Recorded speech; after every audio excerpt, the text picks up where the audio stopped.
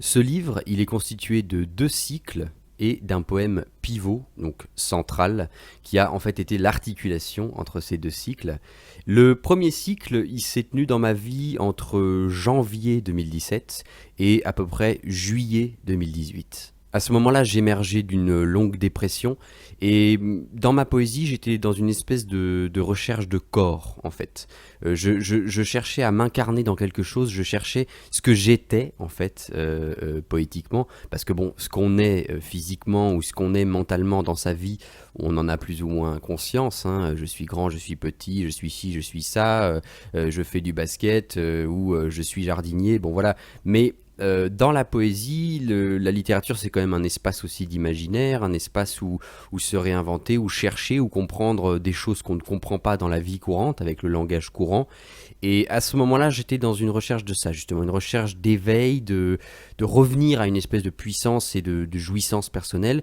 Et donc, j'ai écrit des textes tels que Devenir brume ou Devenir terre, qui étaient justement des recherches de corps poétique. Malheureusement, en octobre 2017, ma vie a été marquée par le suicide de quelqu'un que j'avais connu et beaucoup aimé à une époque. Donc forcément, ça a un petit peu assombri ce tableau. L'un des poèmes parle de cet instant-là. Et puis en février 2018, j'ai fait un voyage à Marseille, à la fois pour aller y rencontrer un ami photographe, à la fois pour revoir une amie de lycée aussi. Et ce voyage à Marseille, ça a été la continuité de cette renaissance à la vie. Le fait de voyager, de bouger, le mouvement, les paysages. Notamment quand j'étais là-bas, j'ai été faire un tour en bateau sur l'île du Frioul. Donc un des textes de L'œil du cyclone s'appelle Que je repose en joie, et ça raconte cet après-midi-là où j'ai pris le bateau, je suis allé sur cette île en solitaire pour marcher au milieu de la roche, au milieu de l'océan, et ça m'avait fait un bien fou. Et puis en juillet 2018, c'est un petit peu la fin du premier cycle dans L'œil du cyclone, j'étais parti en voyage à Vienne pour rencontrer un ami là-bas. Malheureusement, ce voyage à Vienne a aussi été marqué par un événement difficile puisque ça a été une rupture amoureuse avec la personne qui était dans ma vie, et j'allais dire dont j'étais dans la vie, mais ça se dit pas trop, depuis plus de 5 ans. Et voilà, ça a été encore une fois en demi-teinte, mais ça a conclu ce premier cycle du livre. Et puis le poème Pivot, dont je vous parlais, qui s'appelle Orchard Walk, il a été écrit en août 2018, donc peu de temps après Vienne, où j'étais parti en fait voir ma famille, garder mes neveux et nièces là-bas. Ça a été à nouveau un bol d'air, ce voyage, ce mouvement, ces paysages, le fait de voir ma famille aussi. Et j'ai eu à ce moment-là une discussion très intense un soir, qui a duré, je sais pas, 2 ou 3 heures dans mon souvenir, avec une de mes sœurs, et qui m'a fait beaucoup de bien, qui était dans la franchise, dans la sincérité, dans la sensibilité. Et je pense que ça m'a aidé à amorcer le second cycle. Ce second cycle, il a été écrit entre août 2018 et décembre 2019. En août 2018, j'ai fait une rencontre, je suis tombé amoureux, et c'est souvent concomitant dans la vie. On sort d'une période sombre, d'une période difficile, agitée, avec des turbulences, et on retombe amoureux, et on revient dans la vie. Et à ce moment-là de ma vie, je suis dans une énergie, je suis dans une joie de vivre, un bonheur, je me sens prêt à y aller, à foncer, et j'entame ce second cycle donc avec le poème Roma. D'ailleurs, c'est toujours en août 2018 que j'écris l'un des poèmes qui a été le plus apprécié du recueil par mes relecteurs, mes amis et ma famille, qui s'appelle Devenir foudre. Et c'est un petit peu la conclusion de ce que j'avais commencé dans le premier cycle, à savoir Devenir brume et Devenir terre. Ce troisième poème, cet aboutissement de la trilogie du corps poétique, qui est Devenir foudre, j'ai le sentiment à ce moment-là, dans mon élan de vie, dans mon désir de vie, d'avoir enfin trouvé le corps, la substance poétique que je cherchais, à savoir la foudre, puisque c'est quelque chose à la fois de rapide, d'insaisissable, mais qui en même temps peut être destructeur, et je pense que c'est un peu à l'image de la vie. D'ailleurs, je pense toujours exactement la même chose aujourd'hui, 2 ans plus tard. La foudre a quelque chose qui me fascine dans son côté justement insaisissable, parce que je pense que dans la vie, on est sans cesse frappé par la foudre à différents moments, que ce soit une rencontre, que ce soit un voyage, que ce soit plein d'autres choses. Cette foudre nous laisse une cicatrice, et cette cicatrice, on l'oublie. Donc malheureusement, on passe son temps, entre guillemets, à tomber amoureux de la vie, mais on passe aussi son temps à oublier ce dont on est tombé amoureux. Et donc sans cesse, il faut s'en rappeler ou que d'autres gens nous le rappellent. Et puis de septembre à décembre 2018, L'œil du cyclone est marqué par de nombreux poèmes d'amour et de consolation.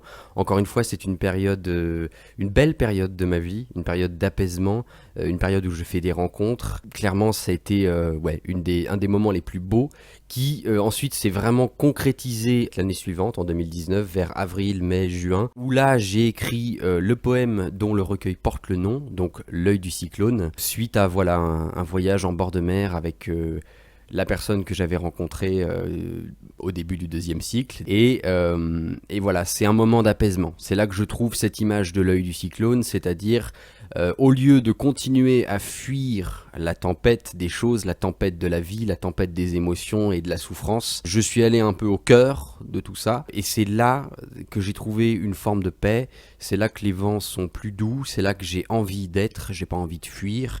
J'ai envie d'être au cœur de la vie, plus apaisé. Et enfin, la fin du recueil est marquée justement par des réconciliations successives, puisque en octobre 2019, j'écris Le Point Ouvert, qui est un livre qui parle justement d'une possibilité d'être en guerre, de combattre, d'être présent dans la vie, mais sans forcément fermer le poing constamment, sans forcément vouloir taper, vouloir faire mal.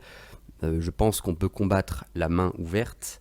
Et ça m'a fait penser à mes années de karaté, puisque j'en ai fait pendant 8 ans. J'avais été formé par Michael Milon, qui était un triple champion du monde de karaté, et qui malheureusement est décédé à 30 ans dans des circonstances assez tragiques. Et du coup, Le Point Ouvert, ça a été pour moi l'occasion de lui rendre hommage, et de rendre hommage aussi au karaté, puisque le karaté, ça veut dire la voie de la main ouverte. Et en décembre 2019, il y a un petit peu l'apothéose de cet œil du cyclone, puisque j'écris Sans rendez-vous que l'horizon, qui est simplement un poème qui dit oui à la vie, qui dit oui au futur, oui, on verra bien, oui, je vais vivre. Vous savez maintenant un peu mieux quel amour et quelle patience ont été mis dans la gestation de ce livre.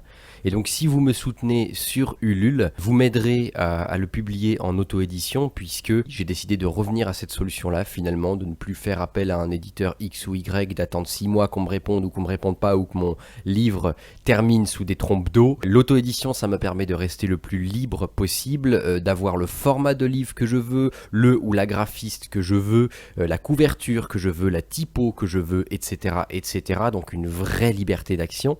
Par contre, forcément, ça a un coût. Par expérience, puisque j'ai participé activement à l'impression de mes 3 premiers livres, eh bien en fait, un imprimeur en France, il va pas vouloir travailler, ce qui est normal, hein, il fait aussi ses bénéfices, pour à peu près moins de 400 recueils. Donc si on imprime 400 recueils pour un coût environ de 2 € de fabrication de chaque livre, on est à peu près autour de 800 €. Ça, par exemple, vous pouvez aller voir, mais un très bon imprimeur fiable comme Firmin Didot, qui m'avait imprimé le 2e livre après, eh bien ils ont fait un très bon travail. On a une garantie de qualité qu'on n'a pas forcément sur des sites d'auto-édition sur le net, quel qu'il soit. Donc travailler avec un vrai imprimeur, à la fois on donne son argent à quelqu'un qui fait bien son travail, moi je préfère faire comme ça, mais forcément le coût d'impression du coup est ramené autour de 800 €. Sachant que si je paye un ou une graphiste, vous comprendrez que l'objectif de 1000 € pour la cagnotte, il est tout à fait raisonnable. Évidemment, si vous ne souhaitez pas expressément soutenir la publication de L'œil du cyclone et que vous voulez simplement faire un don pour soutenir ma démarche globale sur Georges en poésie, de défense de la littérature, de la poésie, en vous proposant des lectures régulières, des livres audio, le concours de poésie, etc., vous êtes évidemment plus que bienvenus pour le faire. Et sur ce, je vous souhaite une très belle suite de journées ou de soirées, je ne sais pas, et je vous dis à très vite pour d'autres aventures poétiques. Salut!